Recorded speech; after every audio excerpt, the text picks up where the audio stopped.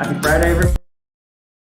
Is the April 17th, 2020 update from the city of Burlington, our COVID-19 update. It comes at the end of another long weeks in this stay-home posture. Hey, before we get in, we have a whole bunch of the topics we've been working on and talking about throughout this emergency. Before we do that, I did just want to reflect for a moment on the significance of the governor's announcement earlier today.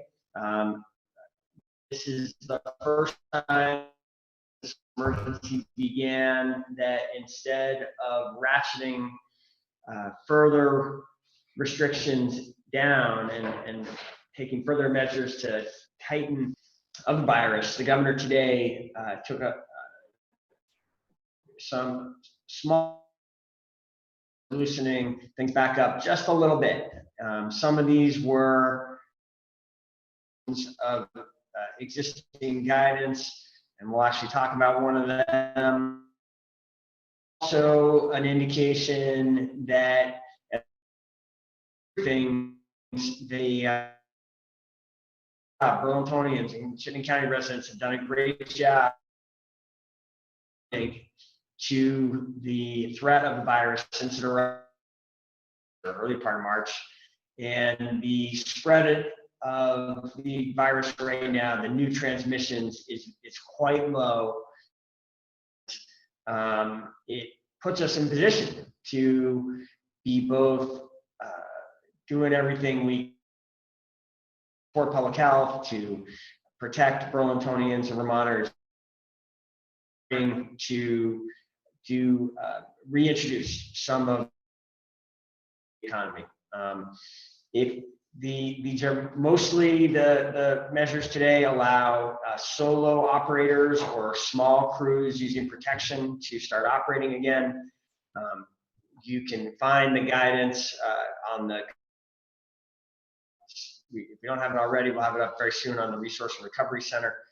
And people should see in this, again, progress.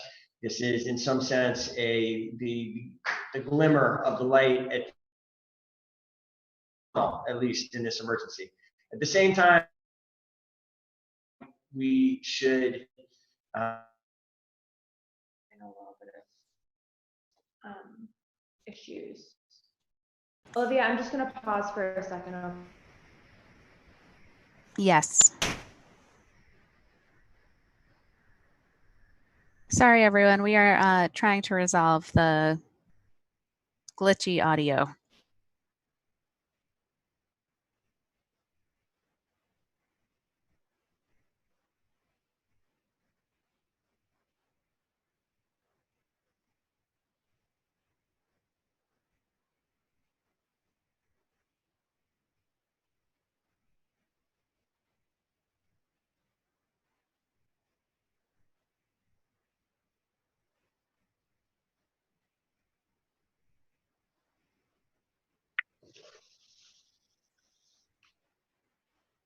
Olivia?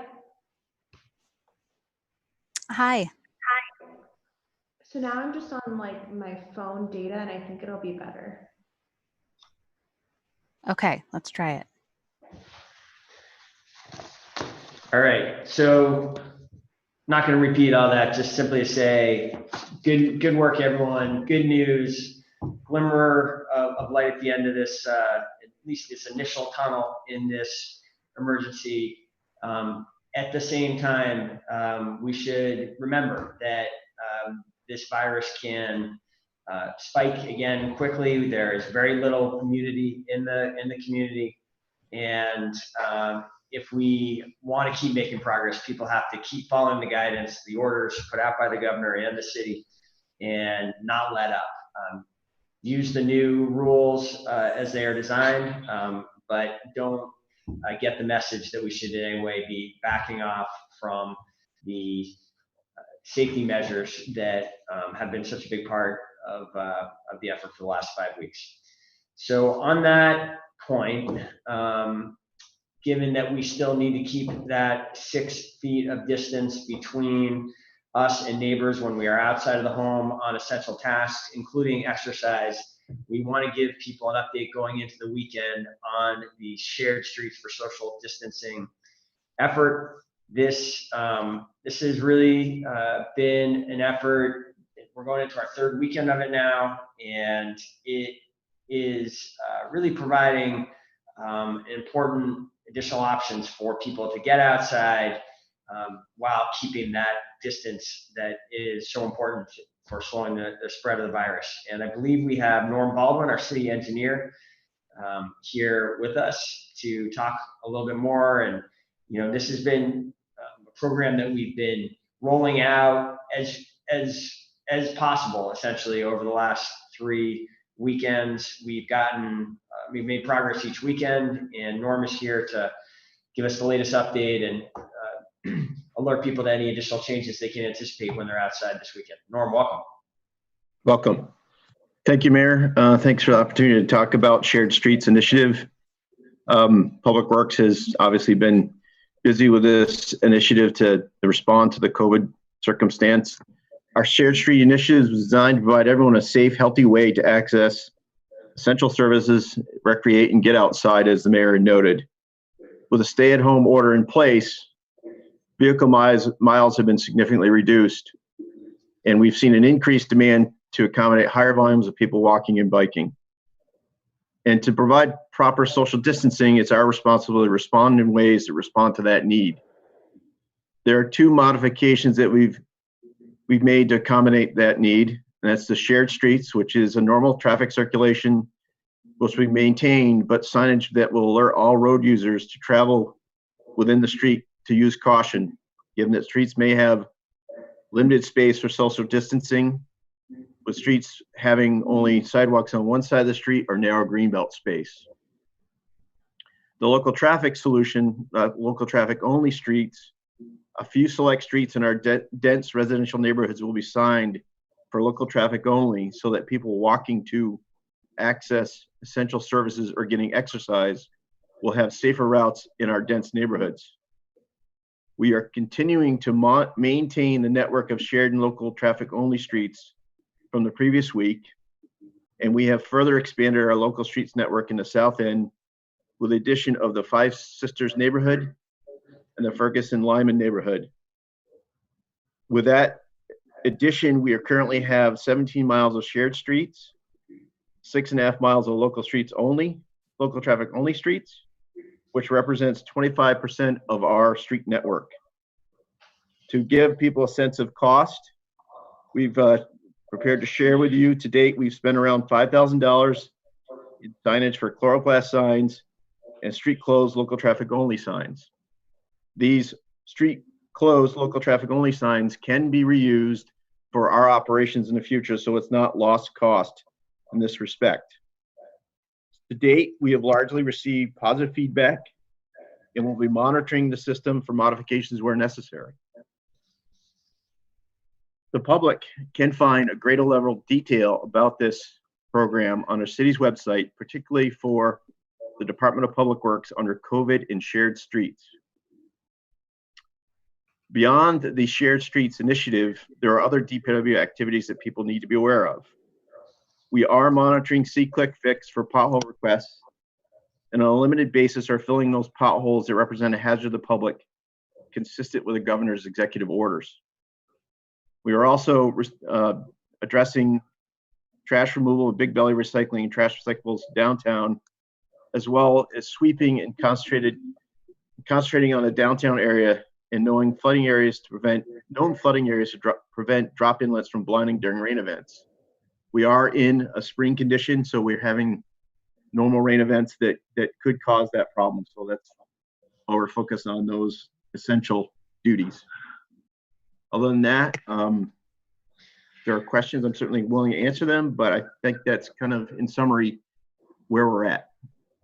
Well done, Norm. Good summary, but more importantly, great job for the whole DPW team on this shared street effort.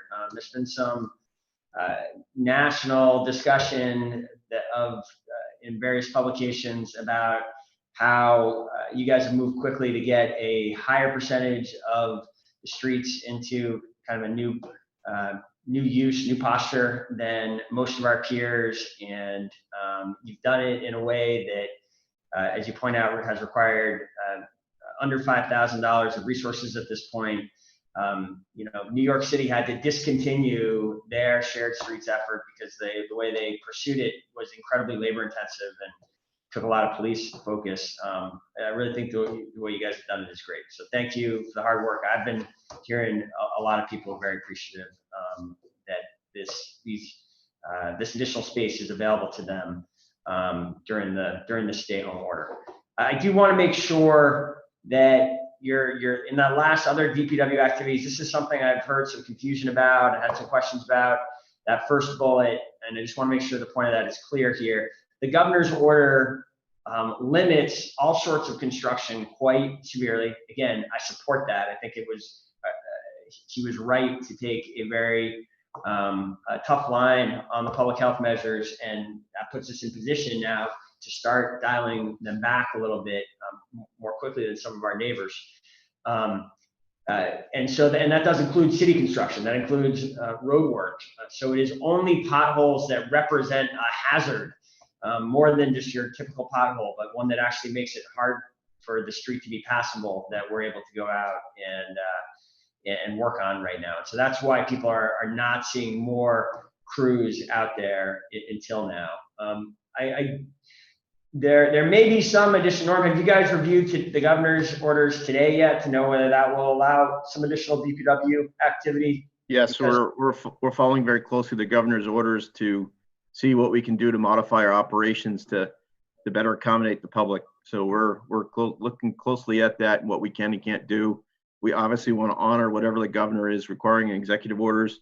And thank you for noting that we are not necessarily fixing every pothole that comes in through see-click fix.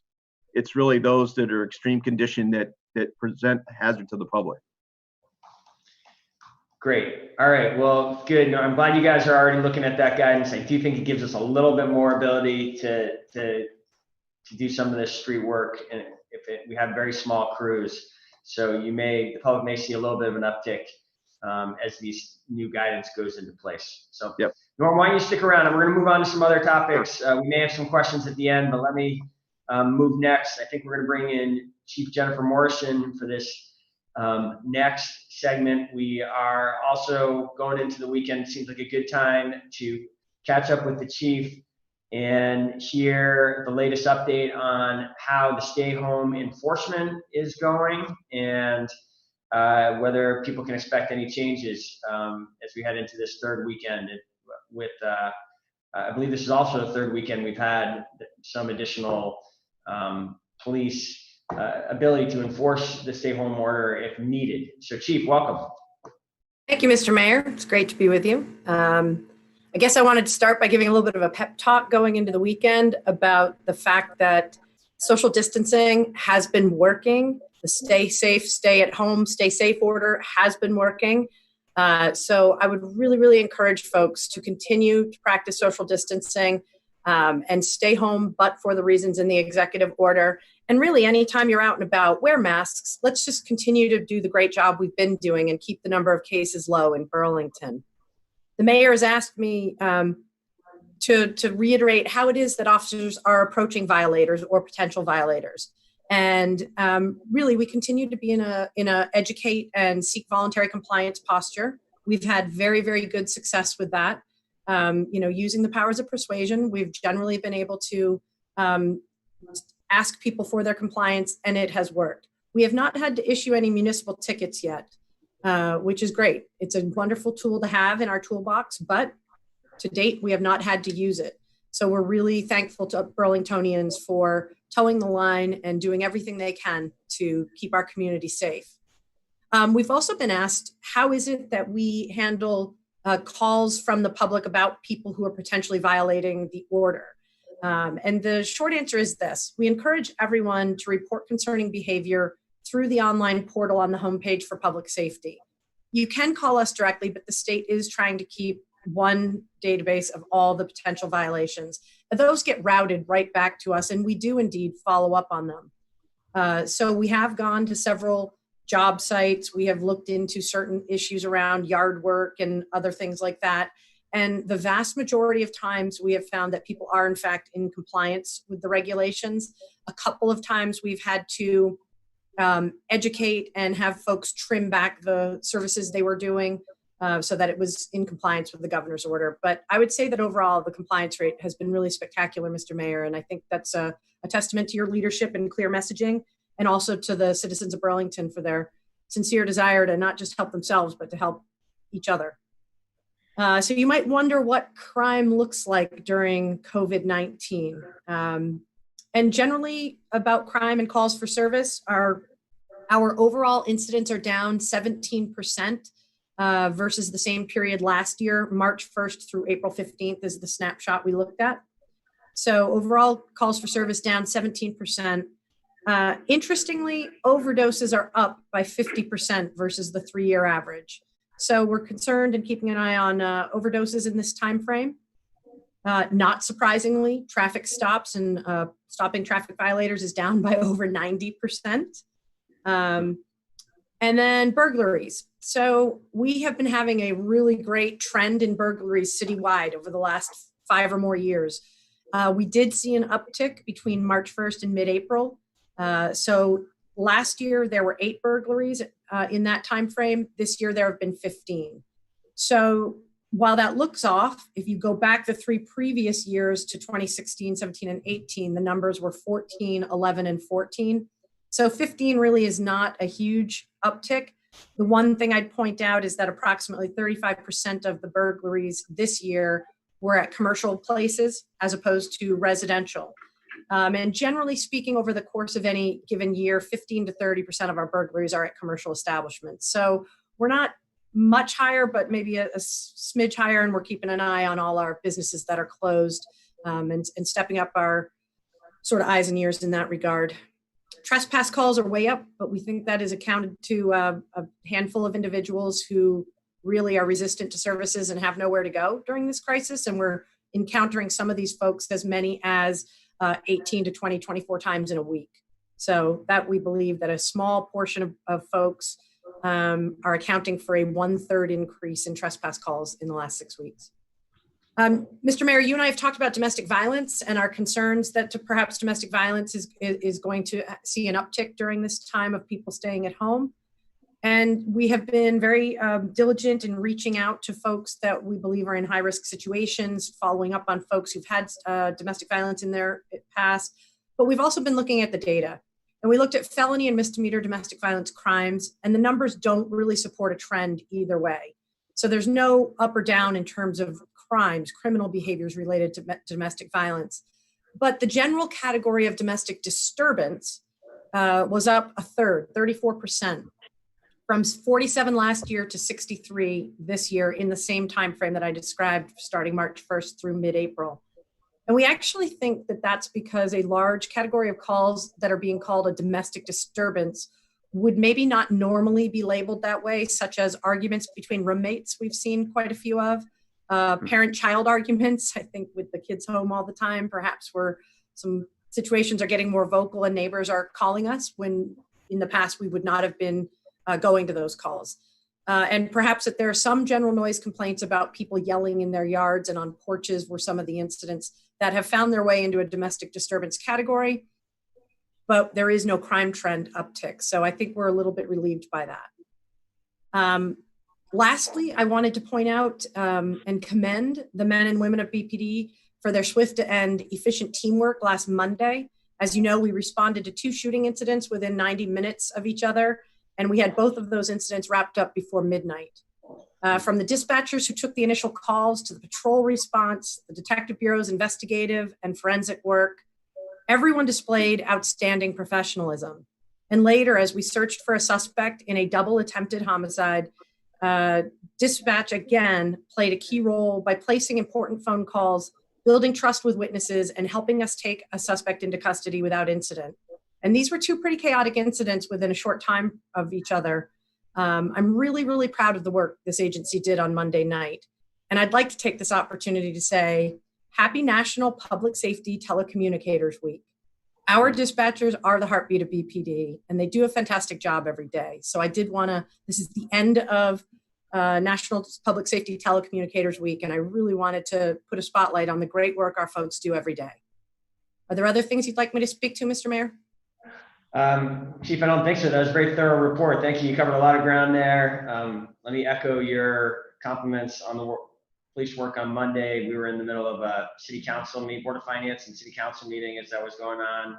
And I think you're right. By the time we were adjourning the meeting, it was clear that both situations were under control. And that would, the way they started, that was not so clear that it was going to happen that way. So thank you for that. I do just want to amplify a couple of your points that I think are critical ones, and that I think it is remarkable how what a team effort it has been. That really you look at some of the national polling on this, and it's certainly what I felt in the community, that people understand that these public health actions are important and they support them. The only concern that I hear is sometimes people get worried that, well, they're following their rules, but maybe some of their competitors or some other people in the same industry are not, and that's disconcerting to people. And so I do want to make sure that Chief's point there is clear, that we have followed up on numerous questions, concerns. Some come straight into me, that where people are worried that the rules are not being followed, and that there are the rules are complicated. They do have some exceptions to them, and most of the time that is what we have found. As the chief said, sometimes we have had to do some education and some activity has had to stop, but I think very rarely have we found, Chief, any sort of ill intent. There may be some misunderstanding of the rules, looking at national guidance, national companies, what their corporate guidance is, not the local guidance. It's we have found very little incident of Burlington individuals or businesses not following through. So people should know that as they're calculating whether they're going to stay committed to these rules or not. And then the second point, I appreciate the note. I think it has been a concern on all our minds with fewer people out on the streets and about.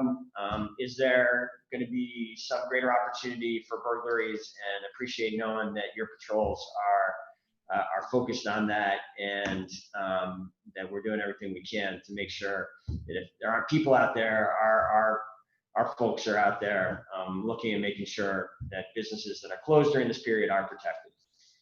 So thank you, Chief. Let's go now to stimulus checks.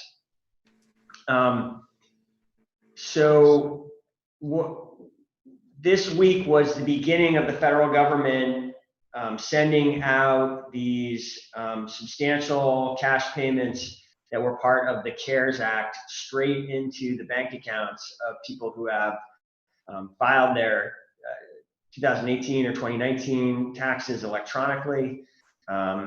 And so people are starting to get checks that are start at $1,200 and can go higher than that for depending on how many children are in the household, depending on whether it's a single person or a couple.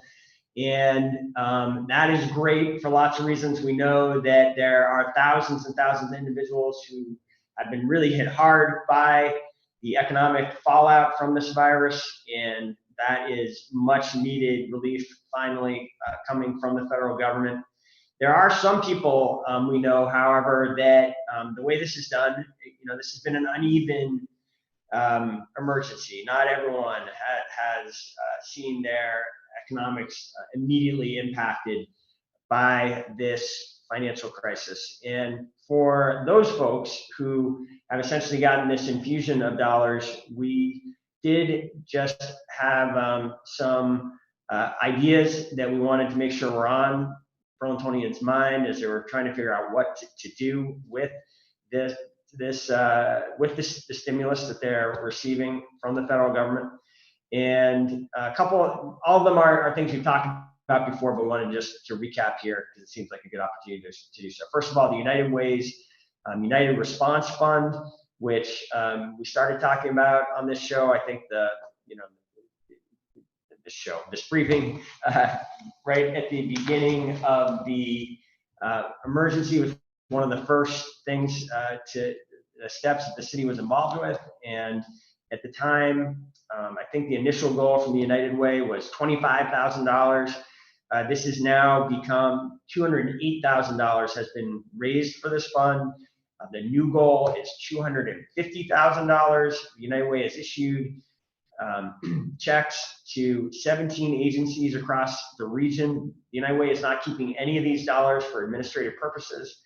And there's currently a dollar-for-dollar match that any new donations to that website there, United Way northwestvt.org.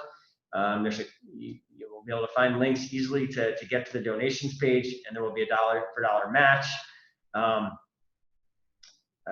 it's a good thing that there has been this kind of response, because it's not just that the money has come in, the needs are spiking. We know more and more people are relying on feeding Chittenden, which is one of the groups that has been funded for food, and all sorts of other needs as we get weeks into this emergency are starting to build up. This gives us some very flexible nonprofit ability to respond to that.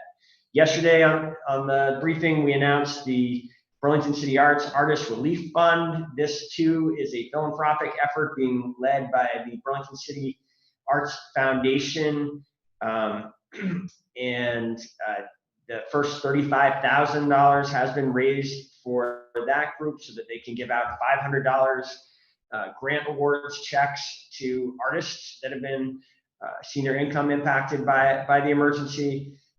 Our hope is that that $35,000 is not gonna go far in a community with the number of artists that we have, and so we're hoping to expand on that. That's another option for you to consider. And then finally, we announced a couple weeks ago this concept of a Burlington Electric Department green stimulus incentives. So essentially taking these energy efficiency dollars, and I want to be clear about that. These are not sort of general fund property tax dollars or funds that we could use for the relief effort in other ways. These are not coming out of people's property taxes. These are energy efficiency dollars that are part of the Burlington Electric Department's either regulatory required or grant funds that they receive. They have essentially redesigned, accelerated, repurposed various incentive opportunities at the Burlington Electric Department so that we can get that money out the door more quickly and have a greater impact. And as the economy is reopening, that people will, and there's some sort of pent up need to make investments in buildings or vehicles or other appliances that as people are weighing what they're going to do, we want these green stimulus incentives to make it more likely that people make the choices that move us towards being a net zero energy city, that move us towards reducing emissions. It would be quite powerful if you take the green stimulus incentives and combine them with these new dollars coming from the federal government. That will even accelerate those initiatives even further. So those are some ideas for you on those stimulus checks. Let's go now finally to, we actually have a fair amount more to do here. So we have a couple important updates on topics we have not, these are new topics for the briefing. We have gotten a number of concern calls. Burlington's a great biking community, and we are a great bike shop community. There are numerous shops around on Main Street and the Old North End where you can get your bike repaired. There has been, up until today, it was not really clear in the governor's order whether bike shops could be operating or not consistent with that order. So we've been doing some advocacy. We've been in communications with the Agency of Commerce and Community Development, and we did get clarification in the governor's order today that auto repair shops, bikes can be worked on for people who need their bikes for essential transportation. We appreciate this additional guidance, and that guidance goes into effect on Monday. Bike repair shops should read the guidance carefully. This is not a ticket to reopen all of your activities. You cannot start opening the associated retail areas, and you do need to follow very carefully these safety rules that remain in place and limitations on the number of people who can be working there, as well as limitations on how customers can drop off and pick up their bikes. But it is clear, and I think this is important. This addresses a real equity issue. There are a lot of people in this community who the way they get around, the way they get to their essential work is by bike, and maintenance of those bikes is critical. It's not clear that work can go forward. Second area I wanted to talk about was this issue of healthcare insurance and whether insurers will cover the costs of COVID-19 testing and treatment.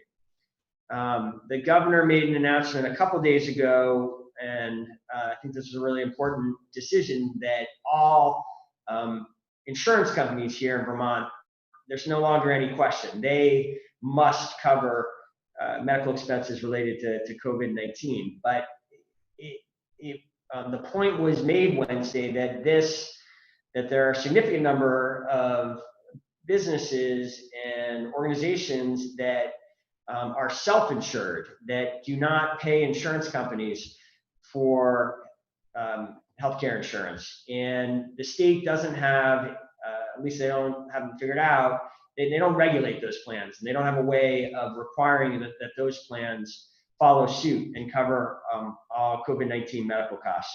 The city has been doing this, I want to be clear, since late March as this crisis began to unfold. It made sense to me right out of the box that of course we would cover COVID-19 related costs for a whole host of reasons. It's the right thing to do for our employees. It's also the right thing to do to slow the spread of this virus. There is, you don't want people not treating this virus, not isolating, not quarantining because they're worried about costs. And so I want to make sure that was clear with respect to the city's policy, and I didn't want to hold that out there. If there are any other self-insurers that haven't engaged this issue yet, you haven't had a case yet, haven't focused on it, I certainly call on other self-insurers out there to do the right thing and make it clear that you, in the same way that you provide coverage for other important medical costs, you'll do so for COVID-19 related costs.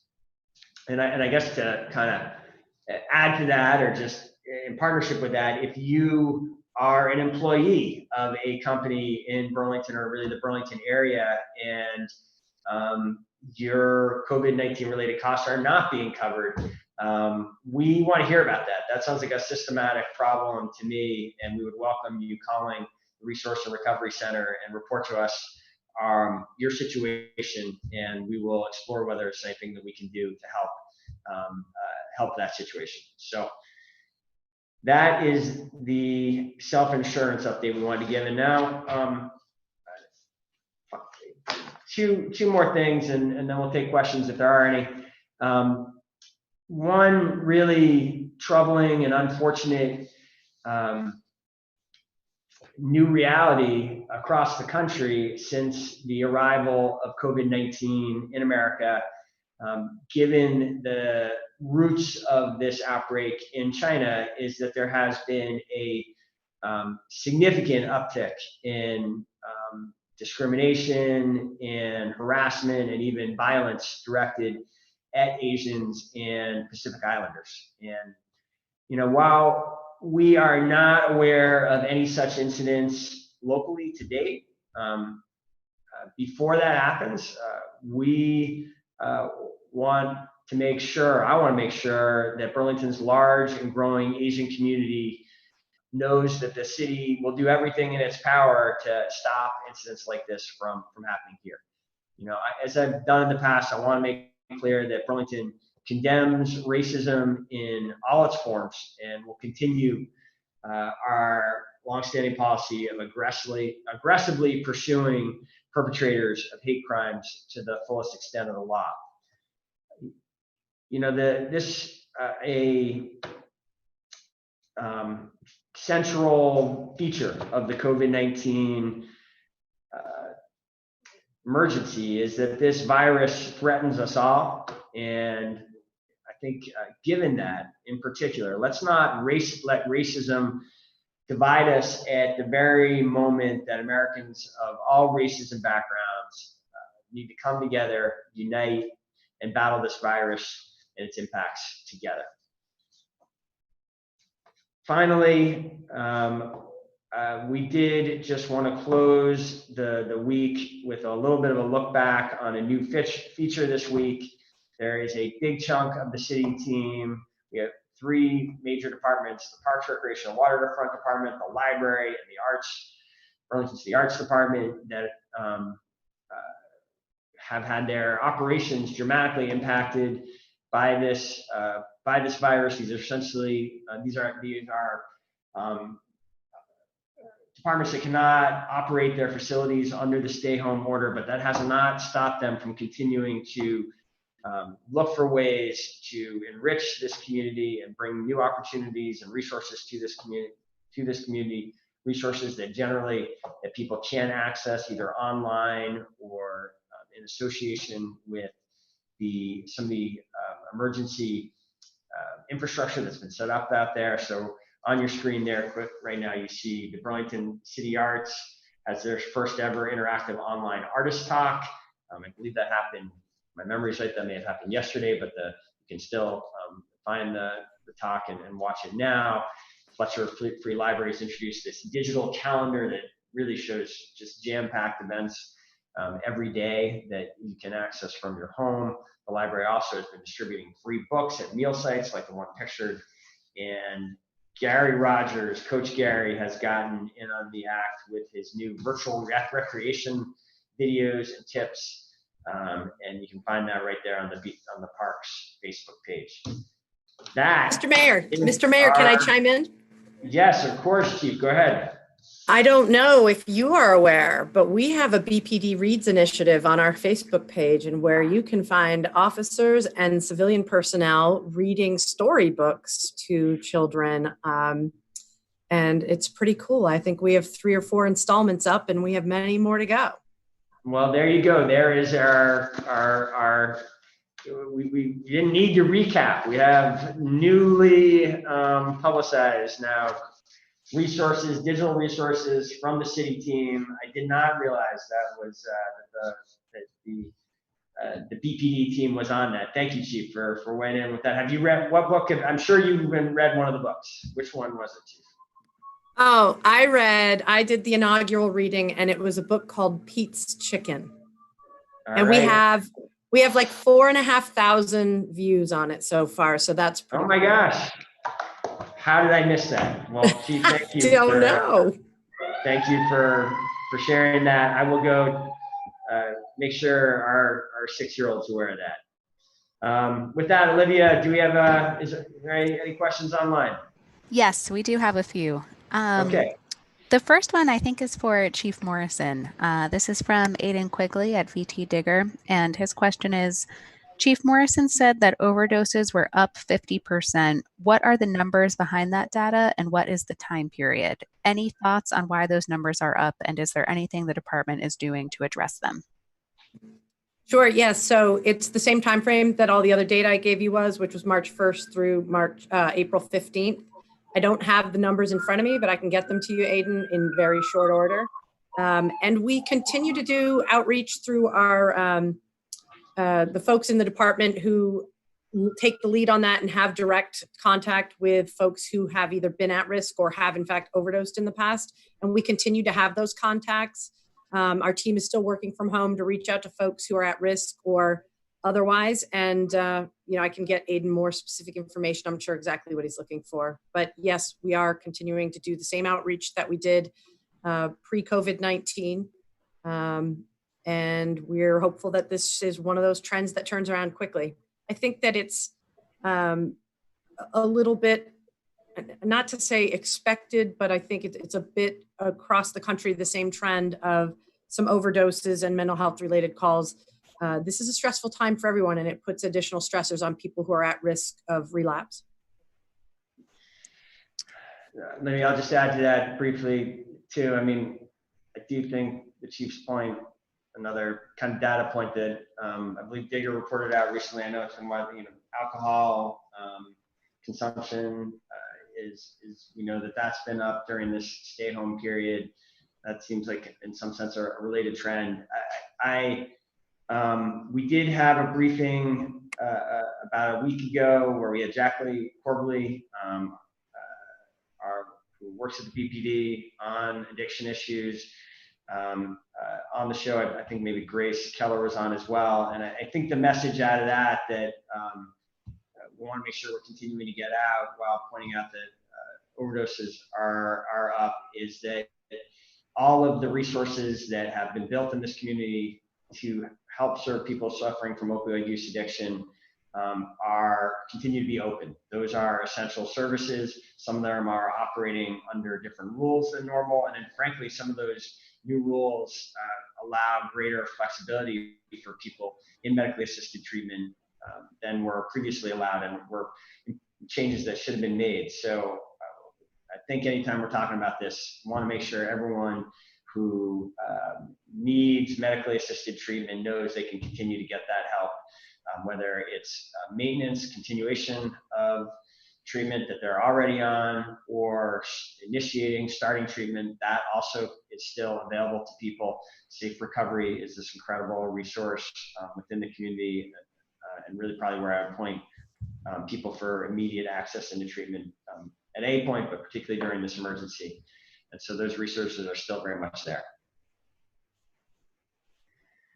Great. Olivia? Another question from Aiden. This question is, do you anticipate the Burlington Farmers Market will be able to reopen around May 1st per the governor's announcement today? Aiden, great question. I know that the governor has been issuing new guidance on farmers markets in particular, and then the new guidance today.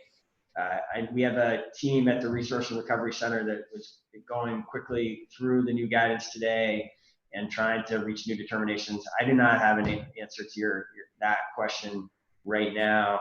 If you are writing again on, I can try to follow up with you offline to give you an answer to that if that's something you're writing on today.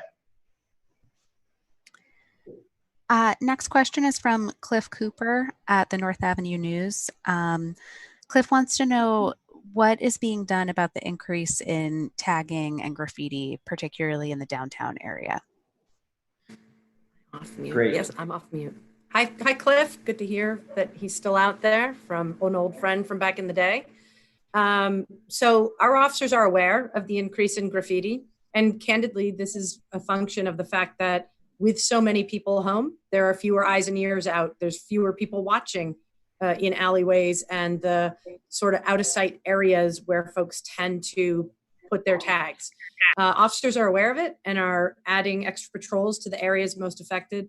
We still have limited capacity to get out and do some remediation, but clearly a work from home posture and reduced services within necessarily remediation not being essential to life and health and safety, some of the cleanup's going to have to wait until after we can start transitioning back to business as usual. So the short answer for you, Cliff, is we don't have as many force multipliers out in the community with so many folks at home. Our officers are out there and diligently keeping an eye out for it. We tend to know if we find tags that are similar around the city, we tend to know who the prolific taggers are, and we still can build cases. But the cleanup part of it, which is what I think folks are most acutely recognizing, is going to have to wait. Yeah, I want to be clear. Until today's order, graffiti cleanup was not considered essential work. That was work that was prohibited under the governor's order. So, you had the combination of coming out of the winter. It's very hard for us to do graffiti cleanup during the winter. Essentially, most of on most surfaces, we just don't, the chemicals we use, you need warmer weather in order for the cleanup to be effective.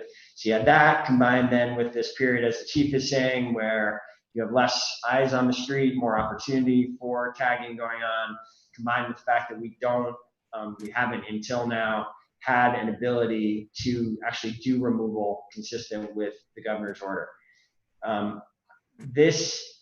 It does sound to me, if we're understanding this correctly, that as of Monday with this new guidance, we should be able to get some small crews out there to start working on this. I believe we have to confirm that interpretation, but there's quite a bit of, may not be obvious to people, a whole bunch of city normal work, including road work, like we were talking about with Norm at the beginning, has not been considered essential work and has been prohibited up until now. Same thing has gone for tree planting, which would normally be happening this time of year. Same thing has been the case for this graffiti work. So, this is just another negative consequence of this epidemic. Hopefully, with things starting to get better on the public health side, we can start to make some progress on that issue as well. So stay tuned for that, Cliff. I know it's something that's on a lot of your readers' minds and the minds of many Burlingtonians. None of us like the way it looks right now. No. And to answer Aiden's previous question, sir, around the overdose numbers, March 1st through April 13th in 2019, we had 6 overdoses, and we had 11 in 2020, same time frame. These are overdoses, not overdose deaths. I want to be clear. Correct. Yeah. Responded to overdose calls, which, may I point out, with the proliferation of Narcan readily available by individuals, we don't go to all of the overdoses that happen. That's a fact. But we certainly go to the overdose deaths and to some of the more extreme ones where folks call 911. Okay, great. Sometimes those stats get confused. Just Yeah. wanted to clarify. Right. Olivia, is there more? Those are all the questions we have for today. All right. Well, Norm, Chief, thank you for being with us. Thank you, everybody, for joining us again today. We don't plan to be back until Monday, but we will be back next week. Have a good weekend. Stay safe. Enjoy those new shared streets that are now closed to all the local traffic, and create some additional opportunities for being outside. And go into this weekend knowing that what you're doing is working. If we keep with it, there are better days ahead. Thank you. We'll see you soon. Thank you, Mayor.